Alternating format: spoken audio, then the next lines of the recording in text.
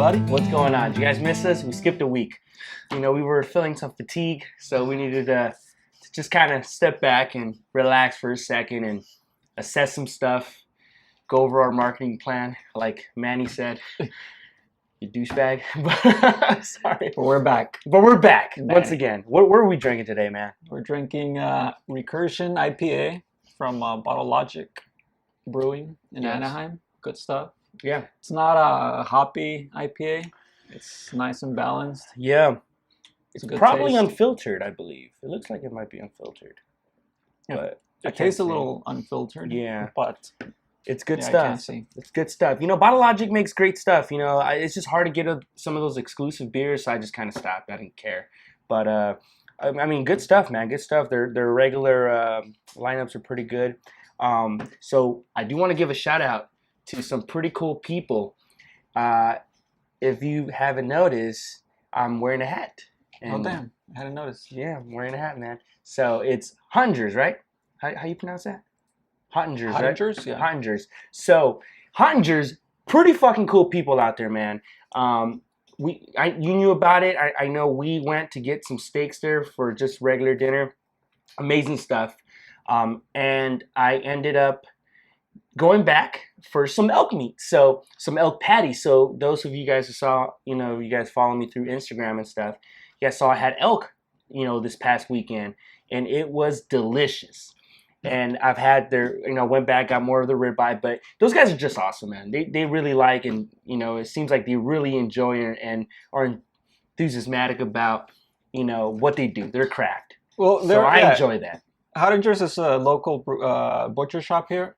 And the thing about local butcher shops, or a lot of local, business places, like you start building a relationship, you learn a lot from them because you just start asking them, they teach you, they're willing to teach you. They're always like we saw a couple times, and I think you saw late afterwards too. They're ready to ask or answer any questions you have about whatever it is. And it's not the same when you go to like Stadia Brothers. Or, that guy doesn't know where the meat's coming from. That 18-year-old kid doesn't know where that meat is coming from. But these guys seem like it's like a family thing, and they're more than happy to teach you and stuff. And I have a question. I'm a curious mind, so just asking them. So shout out to them. Go out and check them out. They're here in Chino. Ask us, comment us. We can let you guys know. Awesome place, and keep up the good work, guys. So anyways, so today we're back at it again with another one that we've done in the past, but this one is not necessarily based off observation like you mentioned before to me. This is more of a study that you came up on.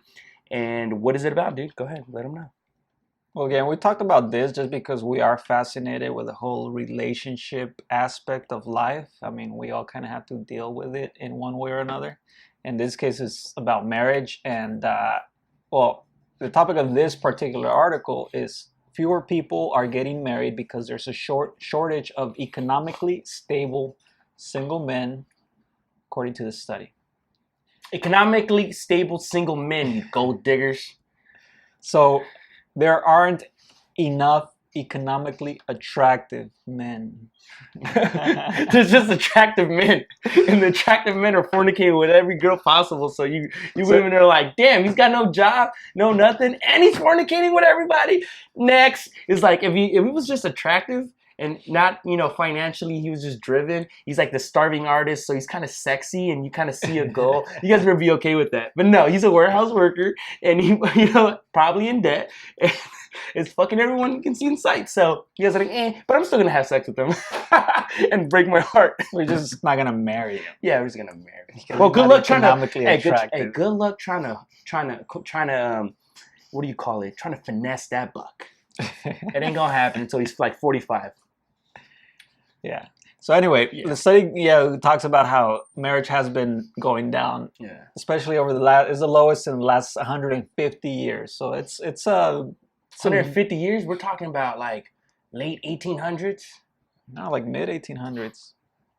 Yeah. Okay. Yeah. So it's Abraham Lincoln was. It is kind of significant. Yeah. If you think about it, like mid 1800s, Abraham Lincoln was like, because he died in what, 1855 or something like that, 1850, something like around there.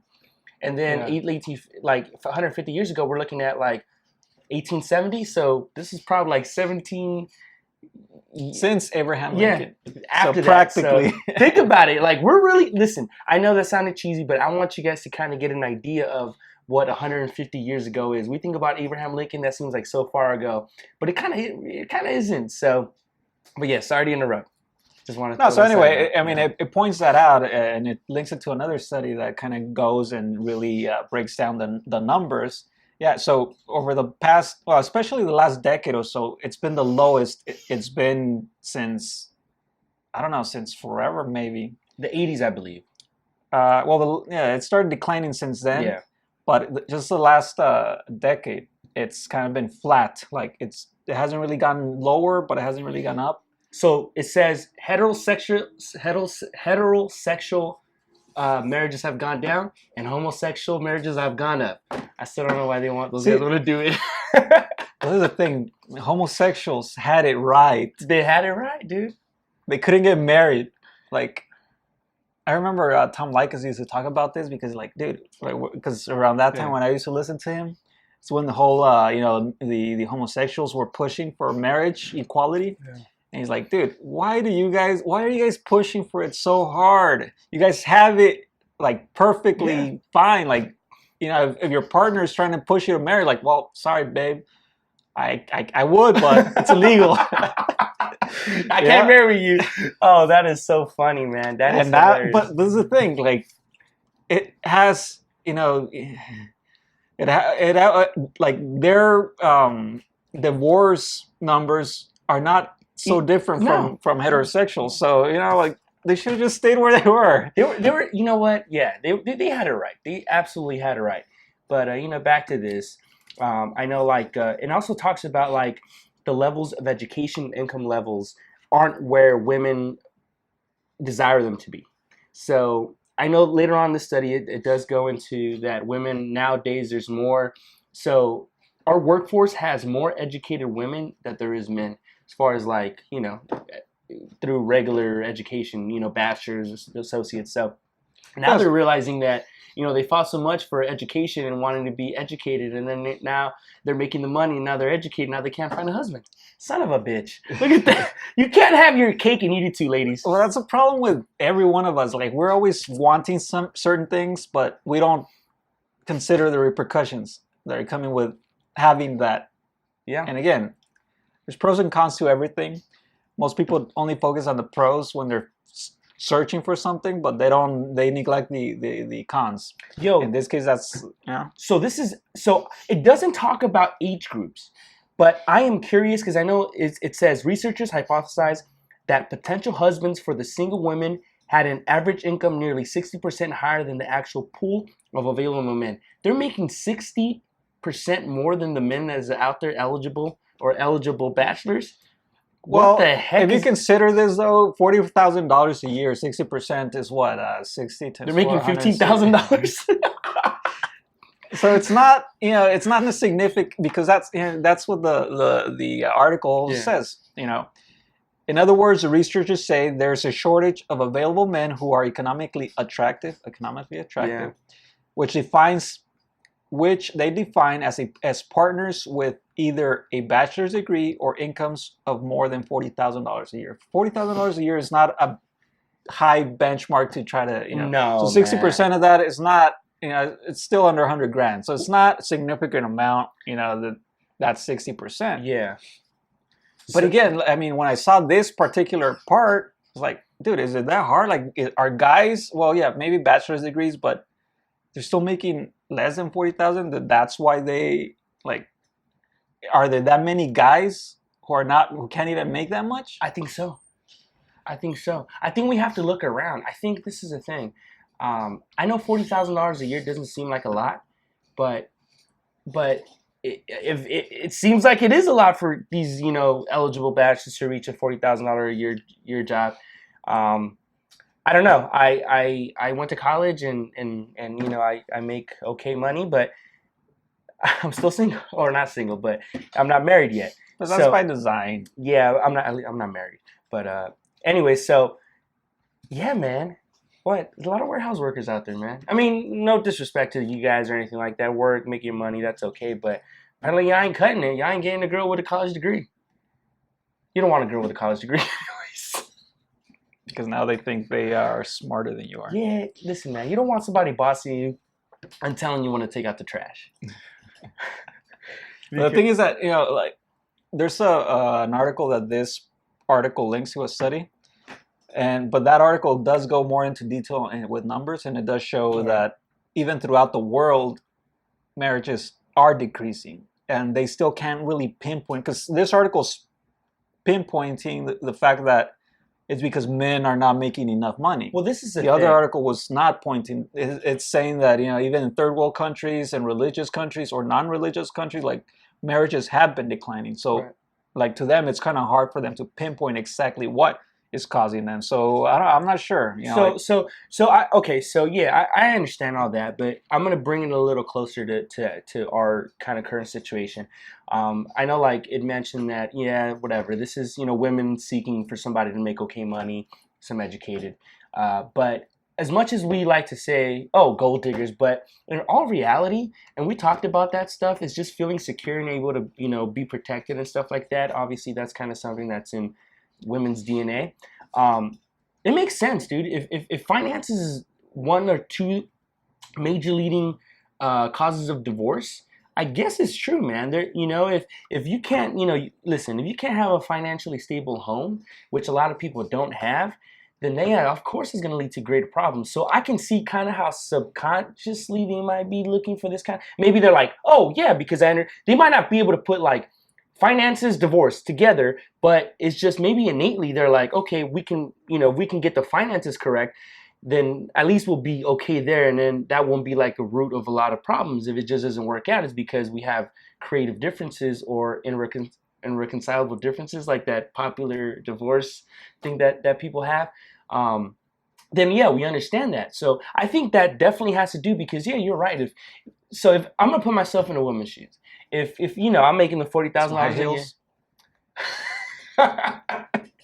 Yeah, I don't know. The wedges, fool. Wedges. I hear they're comfortable. Wedges.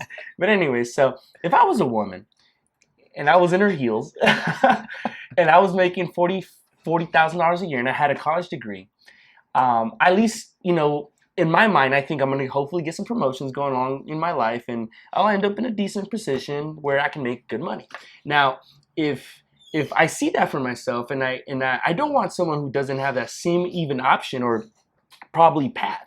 So of course it's going to be like, well, the most you can really make is this, and you're kind of capped out there, and then they kind of start rationalizing that, well, I can't have the nice car, the nice house, the nice savings account. So I understand, because even nowadays for men, I think, going back to this, it's a lot of us, or a lot of men don't want to engage in that stuff because it is hard to pay a mortgage or rent. And it is hard to put food on the table all by your lonesome self. So they're like, fuck this, I don't need it, it's just gonna make my life more stressful. So I understand both sides, and I understand where it's coming from. Because that's one of the things I didn't mean to interrupt, go ahead. But if it's your lonesome self, but now you have someone who, let's say she makes the same amount, 40,000. Let's just keep it at 40,000. 80,000. She still wants someone who makes more. Yeah. And I completely understand that from a psychological perspective, that, okay, women are, wired to kind of look for someone who makes more than they do, who, has more education, because it's a whole, like, innately, it's like you're searching for that protection. Not everyone's a feminist. No, and again, I don't. All right, intellectually, I recognize the fact that that's how we're wired, right? Innately, that's what women want. Yeah. But then, like, intellectually, wouldn't women also rationalize or come to that conclusion? Like, all right, well, there's no problem if he makes less or not. But again, it's that whole it's all psychological. I completely get it. I get that whole battle in there. It's just hard to accept. It's the battle of the sexes. The battle of the sexes. And like I said in the podcast before, or in the episode before, sex sells. Hey, shout out to everyone who listens to us on the audio. I totally forget that we do that. But we appreciate that, and continue supporting us, man. We love you. But yeah. Anyways, back to this. So anyway, yeah. So again, like the whole gold digger aspect, I don't even see it as a bad thing necessarily. I don't either. I mean, if you recognize it, it's not gonna affect you because, especially if you recognize a gold digger, things. Yeah. If you recognize a whole gold digger, if she treats you well and she does, it's you're pretty much paying for it, and it's like, again, man, I do believe that prostitution comes in different forms, sizes, in different forms. Yeah. Just people get offended when they say like, oh, that's a type of prostitution. Marriage is a type of prostitution, right? Yeah. And if you are married to a housewife who doesn't work,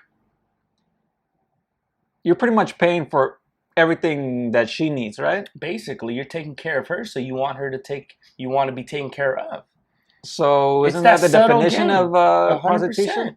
And I'm fine with it. But people get offended with that idea. At a very big, and listen, if you guys have followed us and stuff, you guys know that we've done a couple of these episodes as far as who should pay on the first date, also gold digger one if you guys go a little bit. So this all kind of ties in together. So what I'm saying is this. No, you're right.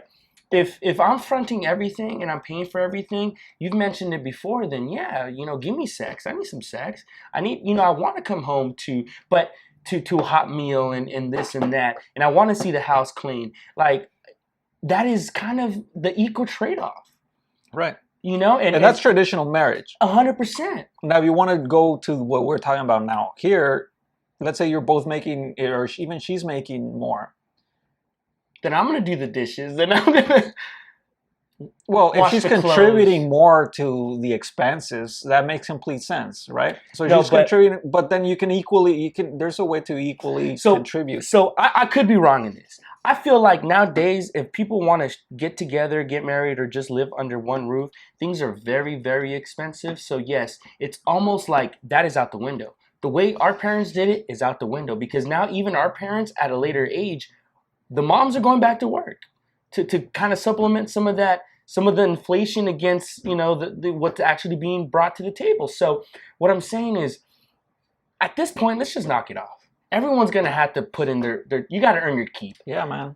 And whether you make $20,000 a year and I make $80,000, I'm not going to look at you any different because you're contributing to the family and the family thing. Yeah, in percentage, I might be putting more up, but that doesn't mean that you're any less. For whatever reason, $100,000 isn't what $100,000 used to be. No, of course. And I completely get that. So I know, and I complete that too. So if somebody is willing to understand that I can't carry the whole load, and I'm not prideful enough to be like, I got this. I'm gonna make $200,000. Just maybe I could. Maybe I can work my ass off, but. If I have a partner, and that's the thing where we're lacking, it's just like really finding a partner that's gonna be there and either financially and everything. I think that's it, man. And a lot of people are lacking just because she's pretty and you want to fuck her for the rest of your life. Listen, show me the hottest girl right now, and I'll show you the motherfucker who's tired of fucking her. So.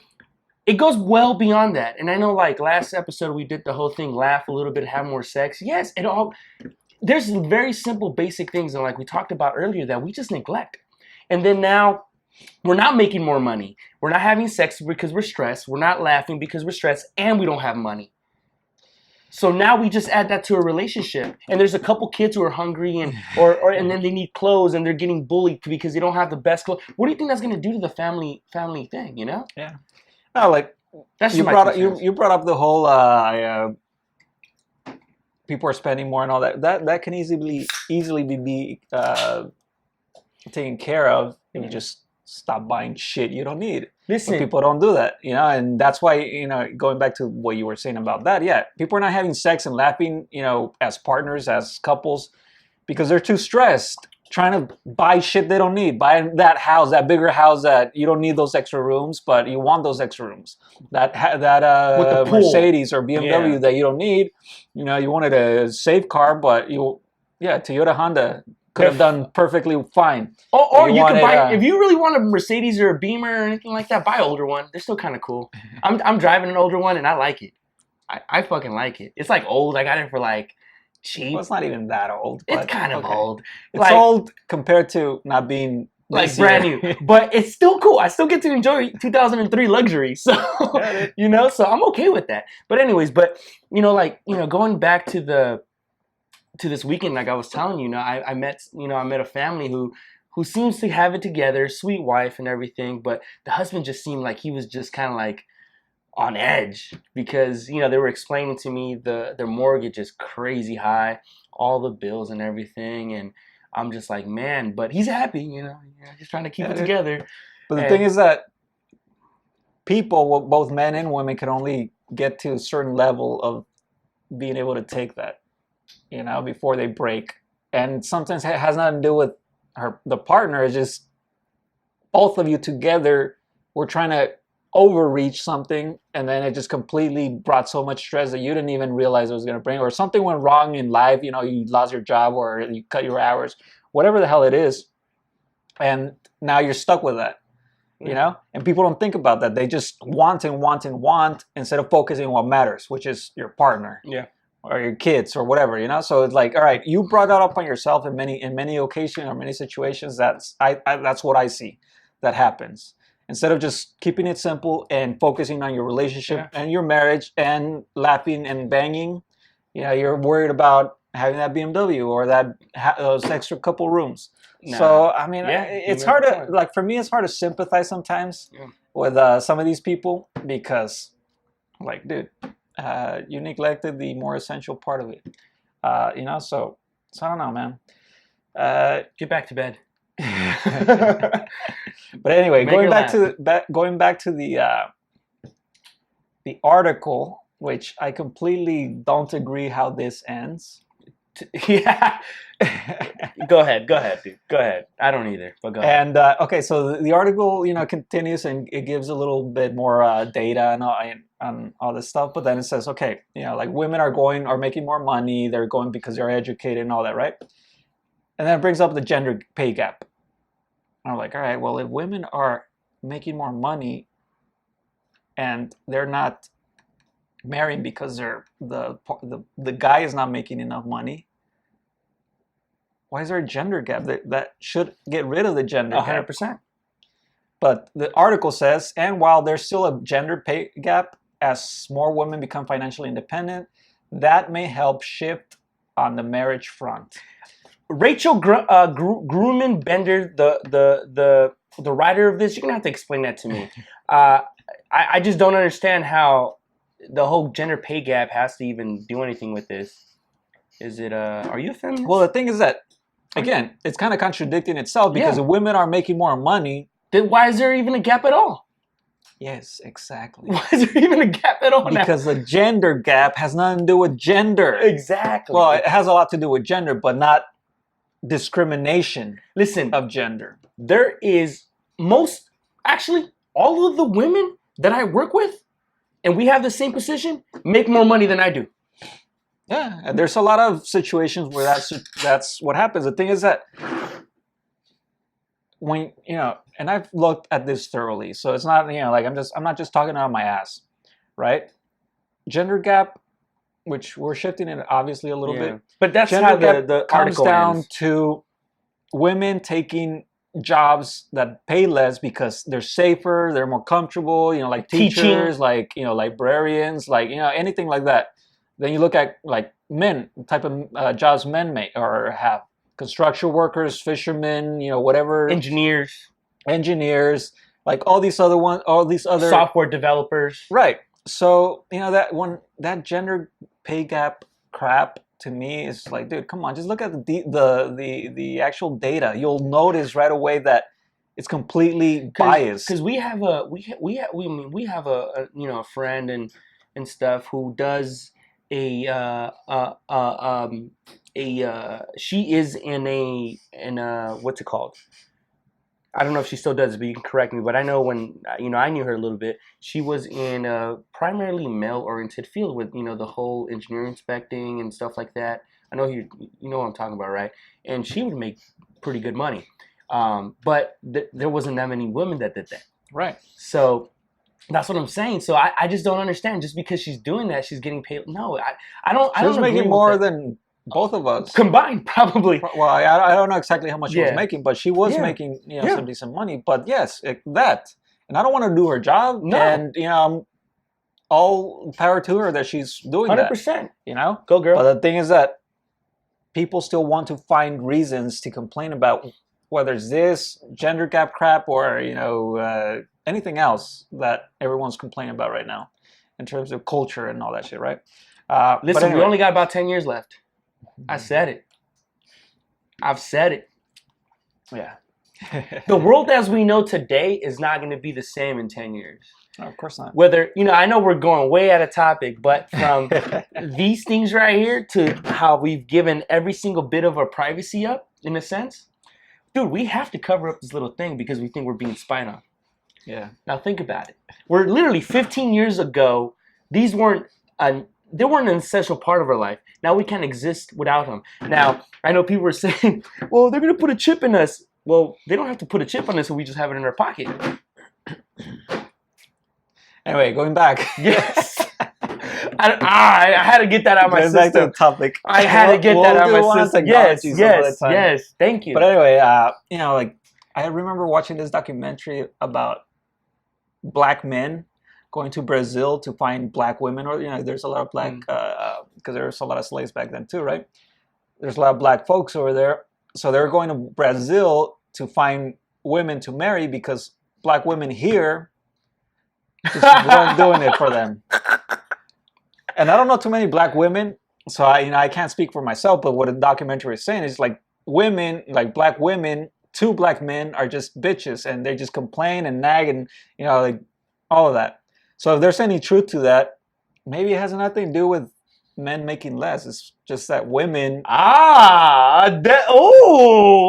are just like it gets to their heads. I like that, Art. I'm glad you brought that up because that could be it.